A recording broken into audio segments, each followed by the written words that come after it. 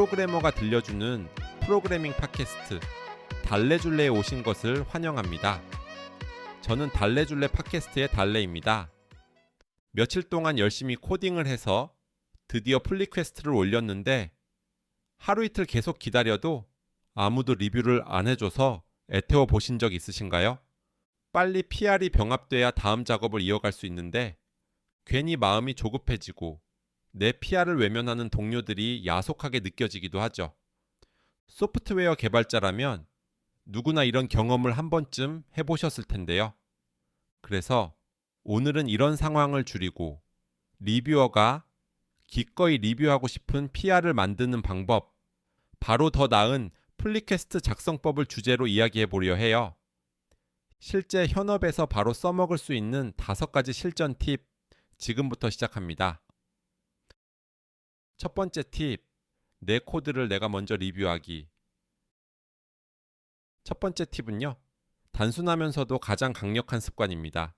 바로 내가 작성한 코드를 먼저 내가 리뷰하는 것이에요. GitHub에서는 내가 올린 PR을 직접 승인할 순 없지만 리뷰어처럼 PR을 살펴보고 설명을 달고 의도나 우려 지점을 미리 언급할 수는 있잖아요. 이게 왜 중요하냐면요, 관점이 180도 달라지기 때문이에요. 코드를 작성할 때는 어떻게 구현하지? 라는 생각으로 접근하지만 리뷰할 때는 이 코드가 문제 없이 작동할까? 라는 시선으로 보게 되죠. 코드 작성자의 입장이 아닌 리뷰어의 입장에서 나의 코드를 보면 사소한 실수나 오타, 의미 모호한 변수명, 불필요하게 복잡한 로직, 테스트가 부족한 부분, 이런 것들을 내가 먼저 발견할 수 있어요. 결과적으로 리뷰어와 코멘트를 주고받으며 PR을 수정하는 과정을 줄이고 리뷰어와의 커뮤니케이션을 더 효율적으로 만들 수 있습니다. 그리고 가장 중요한 점은 이러한 관점 전환은 리뷰어와 나를 같은 편으로 만들어준다는 것입니다. 내 코드에 집착하지 않고 더 나은 코드를 만들자는 공동의 목표를 중심에 둘 수 있어요. 두 번째 팁, 하나의 목적에만 집중하기. 두 번째는 PR의 범위 조절에 관한 팁입니다. 소프트웨어 개발을 하다 보면 이런 유혹이 있어요. 이 부분도 좀 고치고 싶은데 이건 예전부터 마음에 안 들었어. 그래서 원래 하려던 기능을 추가하면서 버그도 고치고 리팩토링도 좀 하고 그러다 보면 PR이 점점 커지죠. 이렇게 하나의 PR에 여러 의도가 섞이면 리뷰어 입장에서는 매우 혼란스러울 수 있어요. 이건 지금 이 기능과 무슨 관계지? 여긴 왜 바뀌었지? PR에 대한 집중력이 흐트러지고 리뷰 시간이 길어질 수밖에 없죠. 그래서 하나의 PR은 한 가지 문제만 해결하는 것이 좋습니다. 한 기능, 한 이슈, 한 버그, 작고 명확한 PR은 리뷰도 빠르고 변경 이력도 추적하기 쉽답니다. 세 번째 팁, 디테일에 신경 쓰기. 세 번째는 놓치기 쉬운 PR의 디테일에 대한 팁이에요. PR을 열어보자마자 이 사람 진짜 신경 썼구나 라는 인상을 주는 경우가 있어요. 그런 PR은 아무래도 리뷰어가 고마운 마음에 신경 써서 보게 되죠. 반면에 딱 봐도 성의가 없는 PR은 리뷰어도 리뷰해주기 싫어지죠. 그럼 PR에서 어떤 디테일을 챙겨야 할까요? 우선 제목은 PR의 핵심을 요약할 수 있어야 해요. 예를 들어 관리자 대시보드에 사용자 검색 기능 추가나 모바일에서 버튼 클릭이 작동하지 않던 문제 해결 정도면 한눈에 무슨 PR인지 알 수 있죠. 그리고 PR 설명은 빈칸으로 두지 말고 꼭 작성하세요. 리뷰어는 내가 작성한 코드의 맥락을 잘 모를 수도 있다는 점을 꼭 염두하고 리뷰어에게 코드를 읽기 전 가이드를 제공한다고 생각하시면 좋을 것 같아요. 우선 이전에는 어떤 문제가 있었는지 배경이나 동기를 언급해주고 그래서 이 코드 변경이 왜 필요하며 어떻게 문제를 해결했는지를 설명해야 합니다. 프론트엔드 개발에서 시각적인 변경이 있는 경우 PR 설명에 스크린샷을 넣어주는 것도 큰 도움이 됩니다.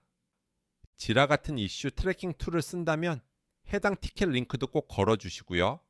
이런 작은 디테일들이 모이면 리뷰어 입장에서는 맥락을 파악하고 코드에 집중하기가 훨씬 쉬워집니다. 네 번째 팁, 리뷰어의 시간을 배려하기. 네 번째로는 PR을 대하는 마음가짐에 대해 말씀드리고 싶어요. 혹시 동료 개발자가 내 PR을 리뷰해 주는 걸 당연하게 여긴 적은 없으신가요? 하지만 다시 생각해보면 리뷰어는 자신이 맡은 일도 바쁜 와중에 일부러 시간을 내서 내 코드를 읽고 이해하고 피드백을 주는 거예요.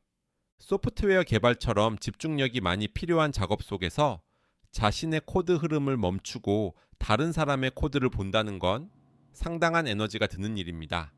게다가 대부분의 회사에서는 코드 리뷰에 대해 직접적인 보상을 주지 않아요.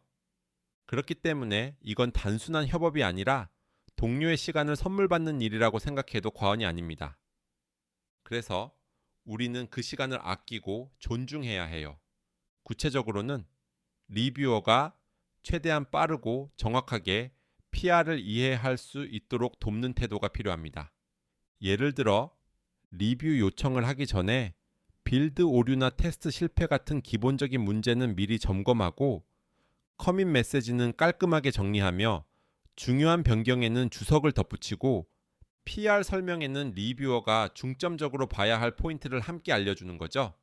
이렇게 하면 리뷰어는 훨씬 적은 시간과 노력으로 내 코드를 이해할 수 있고 그만큼 더 질 높은 피드백을 받을 수 있습니다. 그리고 무엇보다 이런 배려가 쌓이면 팀 안에 건강한 리뷰 문화가 만들어져요. 누구나 리뷰를 부탁하고 또 기꺼이 도와주고 싶어지는 분위기 말이에요. 한번 이렇게 생각해 볼까요? 내가 PR의 5분을 더 투자해서 4명의 동료 개발자가 리뷰하는 데 들어가는 시간을 5분씩 총 20분 아낄 수 있다면 결과적으로 우리 팀 전체의 생산성은 크게 향상되는 것 아닐까요? 결국 좋은 PR 작성자와 좋은 리뷰어는 방향이 같습니다. 코드를 나누고 함께 책임지는 사람이 되는 것. 그게 우리가 지향해야 할 개발 문화예요. 다섯 번째 팁. 성장의 기회임을 기억하기. 마지막으로 꼭 말씀드리고 싶은 점은 PR 리뷰는 단순한 절차가 아니라 개발자로서 성장할 수 있는 기회라는 것입니다. 가끔 동료가 남긴 피드백에 답하는 게 귀찮게 느껴질 수도 있어요. 이거를 꼭 고쳐야 하나? 이 정도는 넘어가도 되지 않나? 하는 생각이 들죠. 그런데 그런 피드백 하나하나가 내가 더 나은 개발자가 되는 디딤돌이에요. 리뷰를 통해 내가 놓쳤던 관점을 알게 되거나 더 나은 구현 방식, 더 안정적인 코드 구조를 배우게 되거든요. 이건 문서나 강의로 배우기 어려운 현업에서만 얻을 수 있는 실전형 성장 기회예요. 물론 모든 피드백이 완벽한 건 아니에요. 때로는 동의하기 어려운 의견도 있겠죠. 그럴 때는 정중하게 질문하고 논의하는 과정 자체가 또 하나의 배움이 됩니다. 코드 리뷰는 내 실력을 평가받는 자리가 아니라 같이 더 좋은 코드를 만들기 위해 함께 고민하는 과정입니다. 그 과정을 두려워하지 않고 적극적으로 임하는 태도가 결국 나를 더 좋은 엔지니어로 성장시켜 줄 거예요. 마무리하면서 오늘 이야기한 좋은 PR을 작성하기 위한 5가지 팁을 다시 정리해 볼게요. 첫째, 내 코드를 내가 먼저 리뷰하기. 둘째, 하나의 목적에만 집중하기. 셋째, 디테일에 신경 쓰기. 넷째, 리뷰어의 시간을 배려하기. 다섯째, 성장의 기회임을 기억하기. 이 5가지를 기억하고 실천하면 내 PR이 더 빠르게 머지되고 팀워크도 좋아지고 코드 품질도 자연스럽게 따라올 거예요. 오늘 에피소드가 도움이 되셨다면 함께 일하는 동료나 개발 커뮤니티에 공유해 주세요. 함께 나누면 우리 모두 더 좋은 개발자가 되고 더 나은 개발 문화를 만들어갈 수 있을 테니까요. 달래줄래는 성장하는 개발자들을 위한 팟캐스트입니다. 그럼 오늘도 즐거운 코딩 되시길 바라며 저는 달래였습니다.